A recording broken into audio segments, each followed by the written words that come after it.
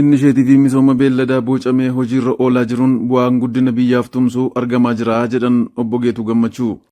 Biiroon qonnaa Inistituutii qorannoo qonnaa Oromiyaa waliin ta'uun raadeen fooyya'oo Booranaa soddoma gidduu gala qorannoo qonnaa Adaamii Tulluutti baay'ifaman qonnaan bultoota 25 fi waldaalee fayyadamtootaaf dabarsee kenne. Raadeen kanneen Booranatti yeroo hongeelloowwan hedduu fixee dhibba gara giddu galeessichaatti fiduun baay'ifamaa turanidha. Hoogganaan biiroo qonnaa Oromiyaa obbo Geetuu Gammachuu damee misooma beelladaa fi xiyyeeffannoo kennamee hojii hojjetamaa tureen bu'aan guddina biyyaaf tumsuu argameeraa ibsanii bu'aa argame dachaan dabaluu fi wantoota sadii irratti hojjetamaa jiraachuus dubbataniiru. Hojiin misooma beelladaa hojii baay'ee xiyyeeffannoo addaa kennineetoo hojjetamaatu jirudha.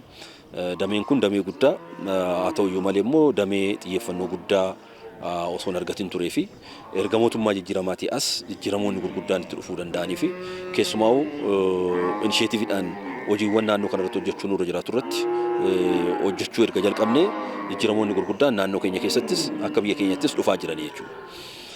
Hojii damee kanaa karaa adda ta'een hojjechuudhaaf inisheetiiviiwwan gurguddaa naannoo kanarratti boonyeeti kan hojjechaa jirru.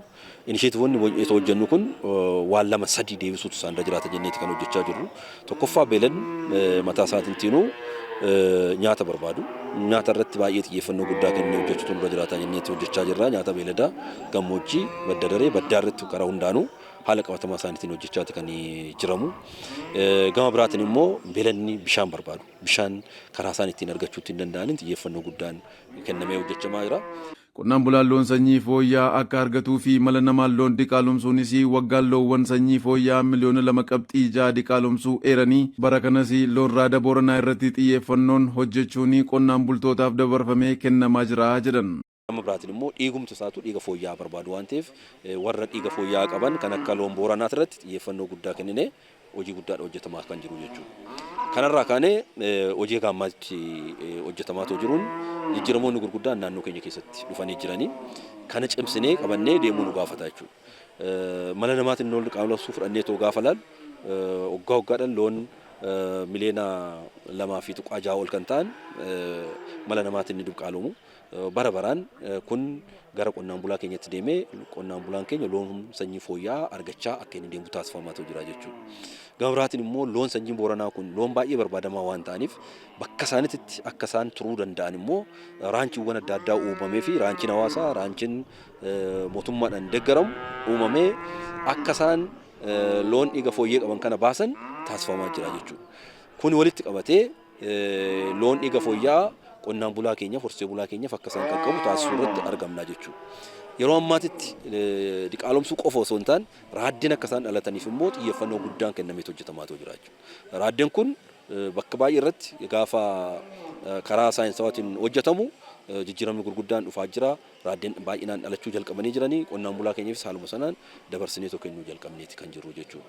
Guyyaa har'aatis Adaamii Tulluu irratti kan gochaa jiru raaddeen mala namaatiin diqaaloman kan karaa qonnaan bultoota keenyatti immoo babal'isnee qonnaan bultoonni keenya loon oomisha xixiqqaa duraan kennan san keessaa ba'anii kanatti akka isaan galan taasisuu irratti hojii guddaadha hojjetamaa kan jiru. Kana qorannoo qonnaa, biiroon qonnaa, ministeerri qonnaa kun hundi isaa jabaatee harka ol qabatee hojjennaan yeroo gabaabaa keessatti bu'aan amma ammaatti dhufaa jiru. Bu'aa guddaa buusuu akka dandeenyu nutti agarsiisee jira waan ta'eef yeroo gabaabaa keessatti dhiiga beeladoota naannoo keenya keessa jiranii jijjiirree qonnaan bulaa horsee bulaan keenyas fayyadamaa akka ta'u badhaadhina maatii qabatee deemu kan mirkaneeffachuu akka danda'u yaadamee hojii guddaa hojjetamaa jirudha jechuudha. Qonnaan bultoonnii fi waldaaleen haala durii irraa karaa ammayyaa horsiisuu fi loon sanyii fooyya'aa argachuu ibsanii kunuunsinee bu'aa barbaadamuufis irraa fayyadamna jedhan. Akkuma feenuu fi akkuma barbaannetti horataati kan turre. Akkanumatti nyaatuma arga nyaataatti ba'aa akkuma barbaadanii galaasan ammoo inni ta'aa turre jechuudha. Isa kanarraa giddu galeessi qorannoo qonnaa kun waan kan asitti qopheessuu maal isaa dhageenyeeti hubannaa fi leenjii gargaara nu kennuudhaan horii Arsii kanarra horiin ammoo Booranaa irraa fooyya'ee dhufe kun ammoo jijjiirama guddaa isiniif kenna. Karaa kanaan sanyiin isaa dhiinni isaa kan Abashaa irraa fooyyee kan ta'e kan horii Arsii irraa fooyyee qabu Booranaa kun 50% paarsantii ol kaasaatii fudhate ammoo fooyyee fi jijjiirama addaa isinii kennan jechuudhaan yeroo gargaraatti warri hojjettoota misooma akkasumas warri qorannoo qonna kanaa leenjii gargaraa nu kennaa turuu isaaniitii irraa kan kaane carraa kanaan nu gahee hadhamoo fudhachuutti jirra jechuuf. Horii horsiisa aannanii kana horsiisna jennee gaafii gaafanne irraa kaaneeti horii hamma 10 ta'u nu eeyyamaniiti guyyaa addaa kana fudhachuudhaaf gammachuu bakka mootummoodhaan naannoo keenyaa jiranitti gammachuudhaan fudhachuudhaaf dhufne.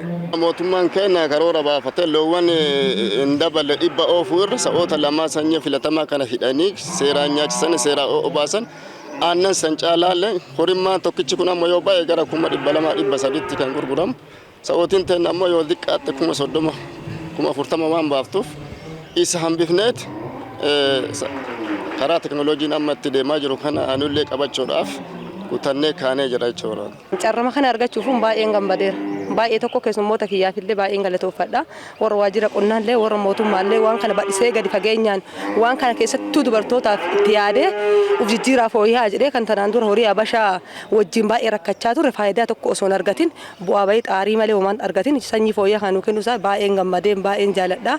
Baay'een galatoomaa isaaniin jedha. Horii 5-6 horii Habashaa tun baay'ee faayidaa kan qabne hojii rakkataa ture. Isa kana horii tokkocha kanaa miti nuti horii kana soqaan turre baay'ee isaa. Horii kana tokko ta'uu isaa akka 100 goonuttiin ittiin karoorfannee waa hunda caalaa gara deebi'uu waan qabnuuf itti qophoofnee jirra.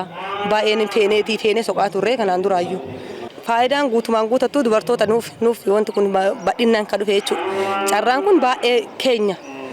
Guutumaan guututti dubartoonni illee waan dubartootaati waan ta'eef baay'ee itti gammannaa baay'een jaalannaa baay'ee soqaa turre. Namoota amma waan kana raawwataa jiru kanaaf dursinu. Jalqaba duraa waan taaneef waan jiru misoomsineet seeraan qallaba isaa kenneefiit aannan isaa gaharraa arganneet callaa isaa oomisha baay'isnee kaaneet qonnaan bultoota biraatiif fakkeenya akka ta'ee fi qaamoonni amma waan kana kennaa jiru kunis ammoo abdii bornuu horataniit namoota biraatiif bu'uura godhatanii akka isaan kennaniif deddeebanii ammallee qonnaan bultoota biraallee akka bira geessaniif abdii guddaa irraa qabna ittiin jijjiiramna jenneet kanarra dabarree gara baraan biraatti ce'uudhaaf haala teknooloojii yeroo kanaa keessa seennee kaaneet fayyadama isaa baay'isuu kan dur ammoo akkuma agarretti aannan baay'een agarra immoo gurgurreetu ofiin jijjiiruu fi waan akkasiisan yaadni kennaa jechuudha gara fuula duraa. Kun ammoo haala gaariidhaan nyaachisanii haala gaariidhaan obaasanii yoo jedhan haga leetiroo 10-15tti bahuu waan danda'uuf hanqina aannan illee biyyattirraa hir'isuudhaaf ofiillee maatii keenya hamma barbaade aannan gaa argattee horii gaa ammoo horsiifne ammoo ollaa kenniidhaanaaf qooduudhaaf karoorfanneeti kan itti deemaa jirutti. Kunuunsa barbaachisu goonee fi iddoo bultii isaa sirreessinee fi gara fuula duraa irratti ammoo oomisha gaarii irra fooyyee qaba hin kenna jenneeti fooyyee hin kenna jennee abdii qabna waan ta'eef kaan ammoo qabatama irratti ammoo akkaataa isaan nu jedhan ammoo jecha dura isaan nu jedhan ammoo qabatamaa hojjanneeti bira geenneeti ammoo jijjiirama itti finna jennee abdiitti qabna jechuudha.